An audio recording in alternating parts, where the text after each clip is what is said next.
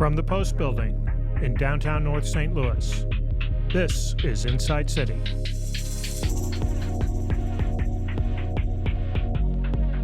I'd like to welcome my first guest for our inaugural Inside City podcast, Dr. Patty Hagen.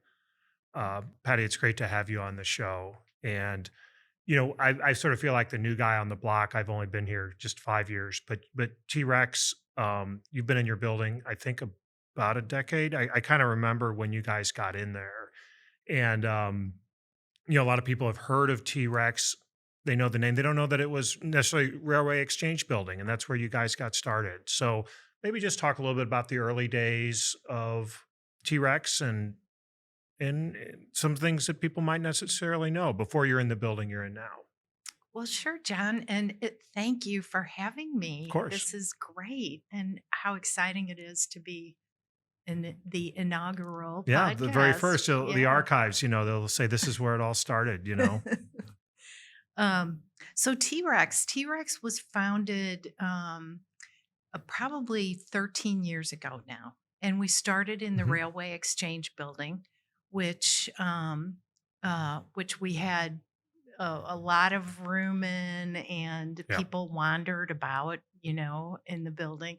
It was the home of the old Macy's. Yep. So Macy's had actually left some furniture and things there. So people would go harvest furniture and things from the Macy's space. I mean, there's like 1 million square feet. I don't expect you took up all 1 million square feet. Yeah, no, No. we didn't. We And, didn't. But we did take up a good couple of floors there. Did you really? Wow. Yeah.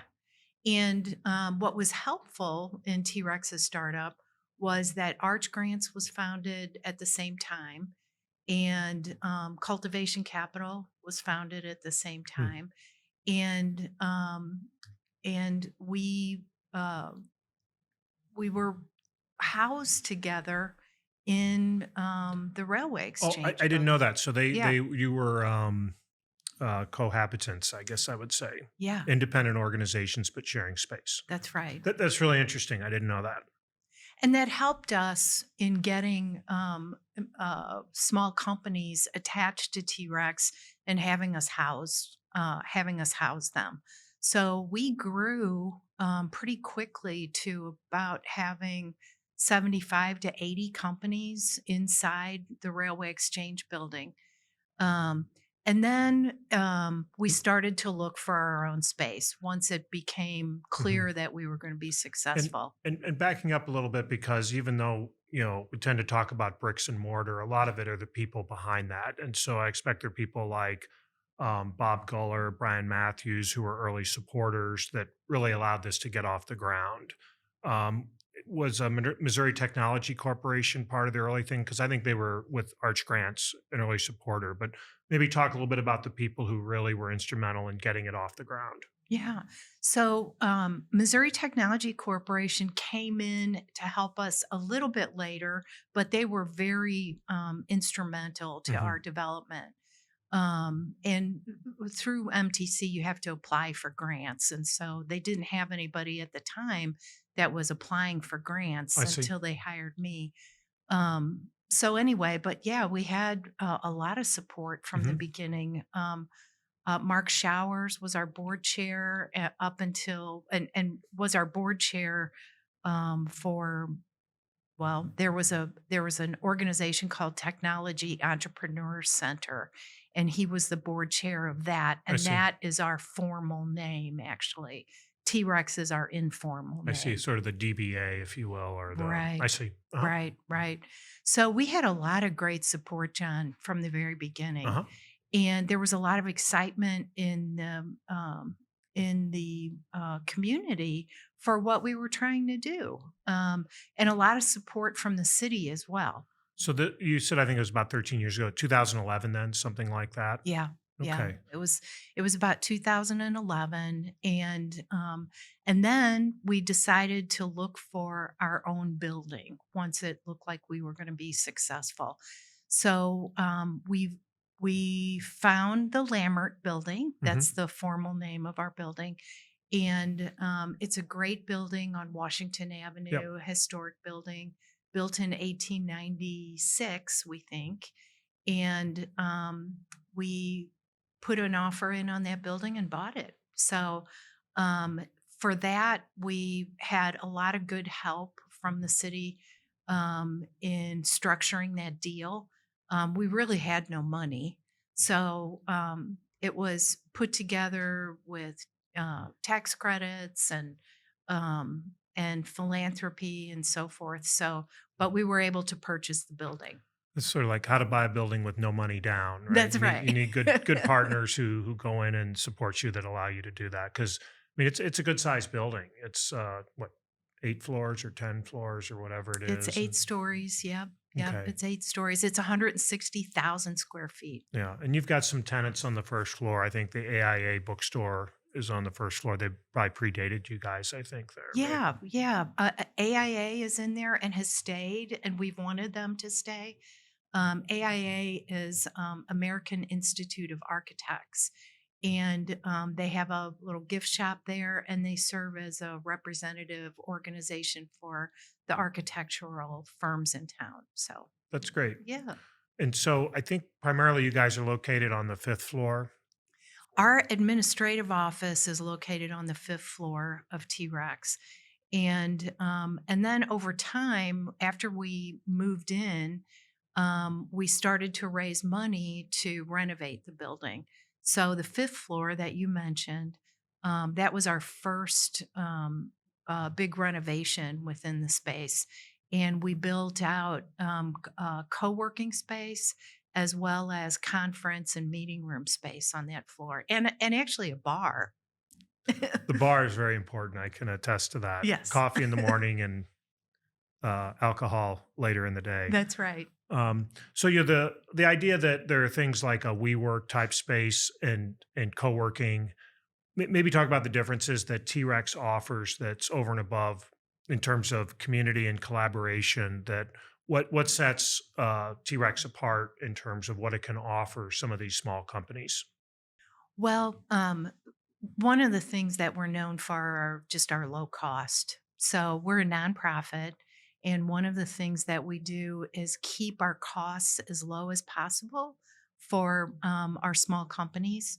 It's $50 a month Wow. to work in our co-working space, and that is free I internet, mean, free that is a coffee. deal. I mean, for anybody, but I mean, for anybody who hasn't been down to T Rex, if you walk in that space, I mean, 50 a month is phenomenal. Yeah, yeah, we're really proud of that. And I mean, it really is a little bit of a money loser for us, Yeah. but we want to be seen as the place where an early stage startup can get their feet under them Yep. and where they can get attached to funding resources and mentors that can make a difference in their development. And I mean, the numbers that I'm hearing are just incredible. 5,000 jobs, over 600 million annually. I mean, a lot of people just don't even know that story yet, and of what's really going on in that area. And I think in addition to that, besides, um, talk to me a little bit about when a company starts to do well. And I think there was a company, for example, Boundless, with Brian Munheiser, Anthony Calamito, and Andy Deering, um, that I think started very small and was in that space. But as a, if a company says, "Hey, I've heard about T Rex. How do I come in?" and what happens in the later stages is once you're part of that ecosystem, maybe talk about as they mature a little bit. Yeah, sure.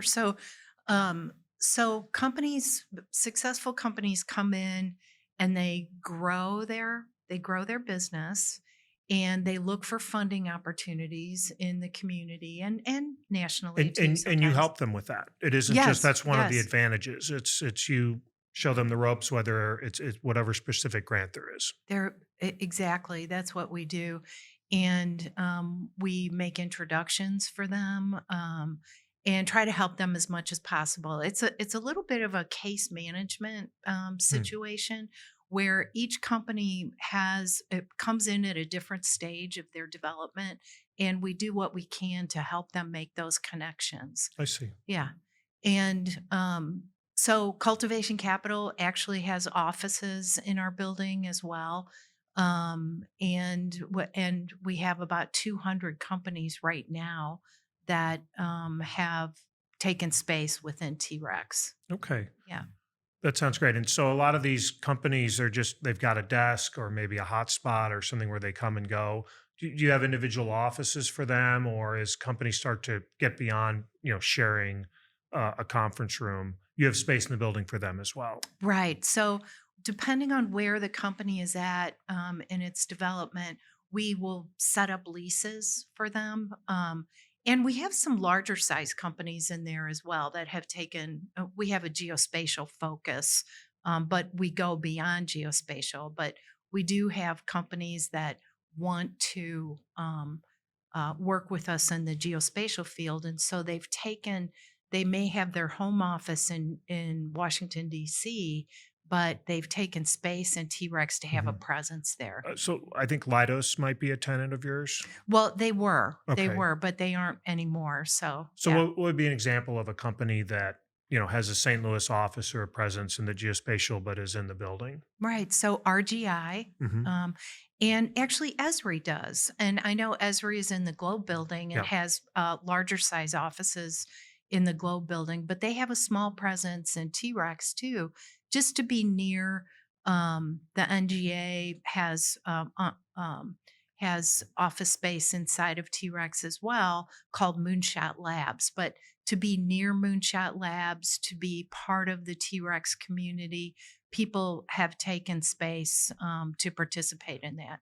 No, I don't know if people are aware that Moonshot Labs, what a unique thing that is. And so maybe if you could talk a little bit about comparing that to, say, Geosaurus or the Geospatial Resource Center, what that is and what, how companies can take advantage of that. And then maybe the Moonshot Labs and how unique that is with the NGA. Oh, of course. So, as the National Geospatial Intelligence Agency is here in St. Louis, and they have plans, or they're building their campus very close by us, Yeah, John, as you well about a know. little bit over a mile away, right? Yeah, yeah. We can look out our back Yeah. window at their new campus. And I should just interject that they've been in St. Louis, I think, since the 30s, but they've made a huge commitment to the north side of St. Louis with an almost $2 billion uh, new building on, I think, 100 acres. I think a lot of people have heard of the NGA or NGA West. There's one in DC. There's the second one is here in St. Louis. They've had a presence in St. Louis, but they've got this new facility about 1.7 billion. I've heard that it'll be open sometime next year potentially. I think the construction's wrapping up, but commissioning and furniture and moving is going to be a pretty big effort. But having that proximity is important. Yeah, it is important. And as they prepared, they're going to open in 27 in Oh 2027. wow, okay, so Yeah. we're still 3 years away from that. Yep. Okay. Yep. And but they're preparing their campus, and we just had a talk from them this morning, and they kind of filled us in on their latest. Um, So yeah, the Geosaurus, I would want to understand maybe the difference. Like, what is it that T Rex brings to a small company in the geospatial area, and then the Moonshot Labs, and what, again, as I mentioned earlier, what's really unique about that and special, and because again, a lot of people don't know about it, or although that it was a real coup for you to get that here at T Rex. Oh, it was great. So we started to have this relationship with NGA several years ago, and we supported them with their meeting rooms and so forth. And our relationship with them grew over those years. And as a result of that, they decided to open some unclassified office space in T Rex, and it was their first time they had ever done that in their history. So, so we built for them a new space at T Rex, and they named it Moonshot I Labs. see. And we used the same architect that we used for building our own geospatial innovation center on the fourth floor of our building. So there's a lot of similarity between those two spaces in using the same architects. Um, and it is a big deal. It is a way for NGA to engage with the community, and build their relationships with the community. They're very interested in building a workforce here in St. Louis that can serve them into the future. And they have to do a lot of work with regard to that. They're a secret agency. Right. And until a few years ago, people didn't really even know that they were in St. Louis. So this is a community resource for them and a way for them to engage our St. Louis community and nationally. They have a lot of visitors that come to Moonshot Labs.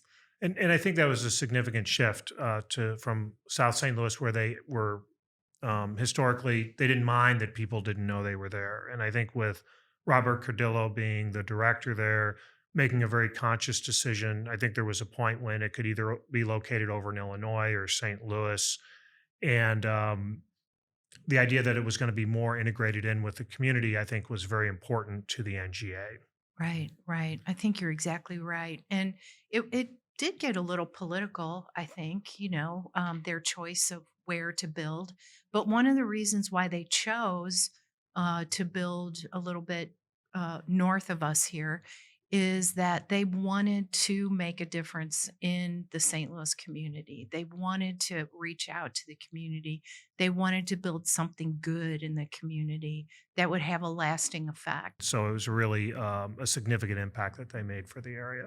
Oh, it really is. It really is. So we built Mhm. Moonshot Labs for them, and then we were able to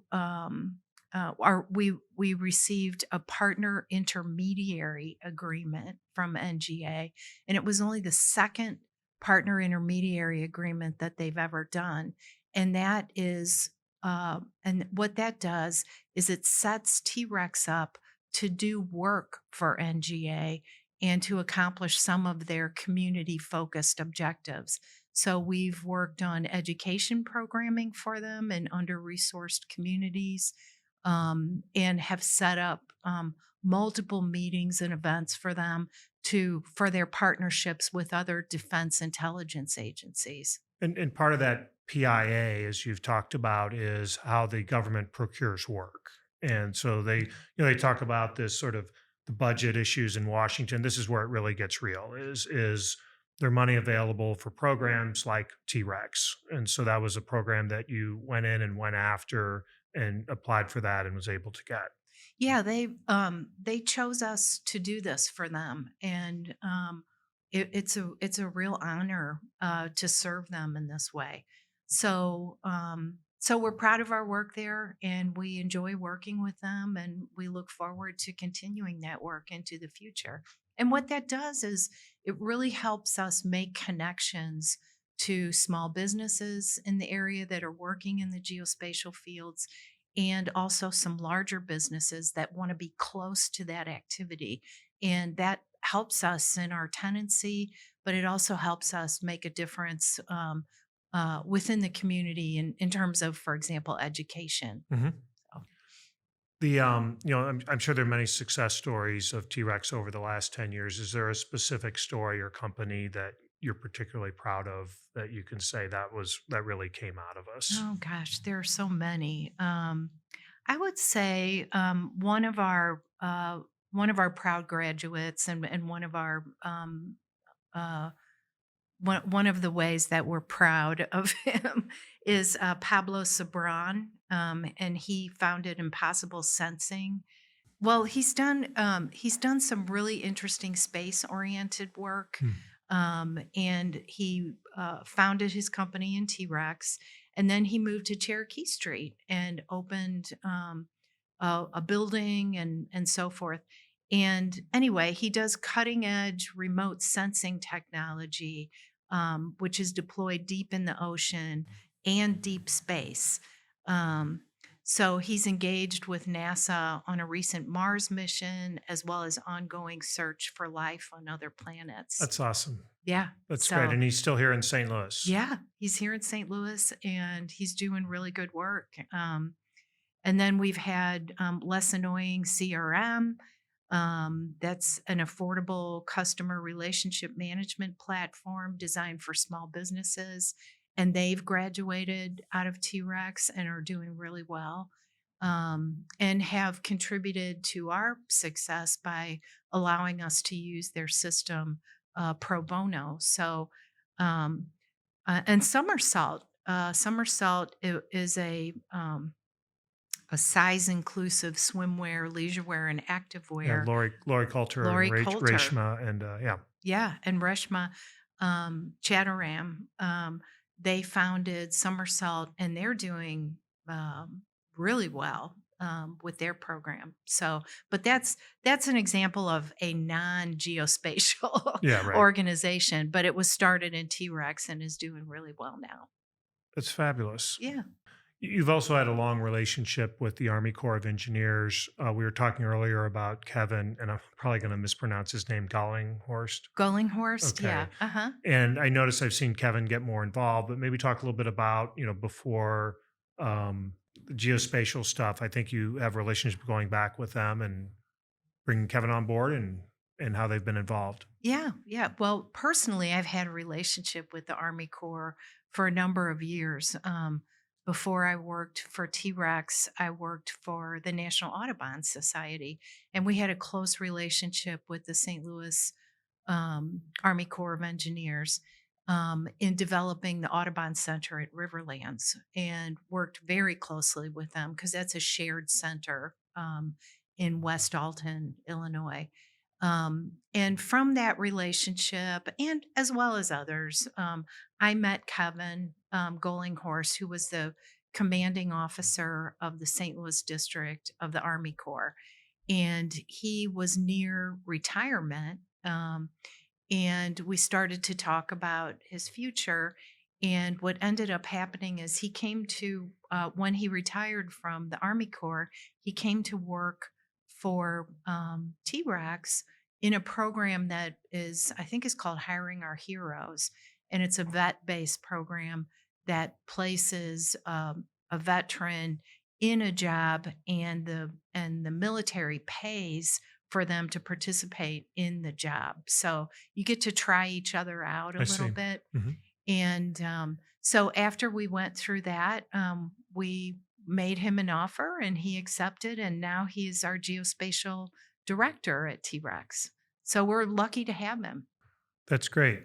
In terms then of kind of what's next in terms of programs and other things. I mean, so I'm aware that there's an extended reality lab at T-Rex, and maybe if you could talk a little bit about that. I think it's one of your newest additions, and why that would be important to a company that you even have that. I mean, I've augmented reality. I kind of have heard about it, but at the same time, it just seems to me like, yeah, that's kind of a cool thing. But talk to me a little bit about where the on the commercial side where the value is.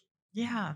So we opened an extended reality lab, and it was funded by the Economic Development Administration. So, and they're part of the Department of Commerce, so federal agency. And we used the funding from that to purchase equipment to put into the lab so that companies could come and try things, develop new So, like a applications. gaming thing, perhaps, or what? How? What would be an example of how the extended reality? Why would that be important to me? Or is it just you're just kind of got a you're cooking things in the kitchen and see what comes out? Yeah, I mean, honestly, that's what it is, Hmm. and it offers examples of equipment that companies Hmm. can try and then start to envision what they can use that equipment for. Extended reality is a way for us to interact with our environment beyond what is just the physical representation in front of us. I see. So there are a lot of ways that we can use extended reality in our work. We just met with a company called Headwall earlier this week, where they showed us how, or they showed us their software in which they put it in a headset. You wear a headset, Yeah. you can still see the room around you, but you can bring up about 8 different screens within the headset to interact with. So Huh. it's like a command center. And then it has a map that you can go into the map and explore the map itself. So it offers the ability, and you can still see the room around you. So it offers the ability for you to interact in a new way and interact with a command center to help you take your work to a next level. That's really interesting. As far as having those different screens, but not just immersing yourself in another environment, but as you said, still seeing the room around you. Yeah, yeah, it's really So an amazing. augmented reality thing. Yeah, yeah, it's really amazing. So we have that, and then we are working on a relationship with a company to develop gaming applications as well. So that probably will take the form of another different lab within T-Rex, but there'll be overlap with the extended reality lab, certainly. So, So as far as just looking forward, and talked about this a little bit before, but if you look back at the last 10 years, now you're going to say, okay, I'm going to look back forward the next 10. How do you see T-Rex developing? Is it more the same? Um, again, getting that ecosystem back as people aren't coming into work as much. Do you see yourself going off in different directions? I think what we're trying to do right now, and what I hope will stick and get built upon over the next 10 years, is what we talked about earlier, John, where we are presenting our companies with new experiences, new resources, new interactions that are provide them with a compelling reason to interact within T-Rex, and as opposed to just staying at home and working. Hmm. So when they come to T-Rex, they can use the extended reality lab. They can use the gaming development lab. They can use mapping software that we have. So we feel strongly about providing our companies with resources that can make a difference in their development. And it's interesting because St. Louis will have startups, and they've been going back a number of years, but there really wasn't, I would call it a true ecosystem. There was a very spread out kind of thing. So, and T-Rex has been a big part of that ecosystem developing. And what sort of changes have you seen in the system since its infancy 10 years ago, and it's probably still pretty young, but we've got seems like a solid decade behind us. Yeah. So I think, I mean, there's some fortunate things and some unfortunate things where we are right now in Mhm. terms of timing. Nationally, venture capital investment has decreased, and loans are more expensive. So that also has an impact on But startups. hopefully that's more cyclical in terms of the money, right? In other That's words, ultimately exactly, yeah, people, if the value's there, right? I mean, obviously things can be more expensive, or hopefully it's not heading into a prolonged, desert or something like that where yeah. things dry up. Yeah, But I completely agree with you, John. I really think that this time that will pass and there will be more investment, more loans available, and so forth. Um, I do think that that's had an impact on startups, so that startups are more um, focused on funding their own fates. So I've seen more startups involved in their own um, in making money themselves. I see, sort of being self-reliant and bootstrapping, I guess. Bootstrapping, I see. absolutely, and I don't think that that's a bad Right. outcome. I think that that's a good outcome. To some extent, maybe that is good. Maybe that Yeah, is a unique thing that you figure out how to make your own money instead of just having people from the outside support it till it self sustains. They're just different models. right, right, and I enjoy aspects of that approach by the startups. So we're just as you said, it's cyclical. I think this is kind of where we're at right now, but I think that um, as we mature, that things will change in the future. What advice would you give to entrepreneurs who are interested in starting their own company and what T-Rex could offer to them? Well, I think that it's good to make contact Mhm. and start a conversation and describe to us what you are encountering and where you want to be, and let us help you in in building your business. And so I would tell a company that is interested in starting their own business to come to T-Rex, meet with us.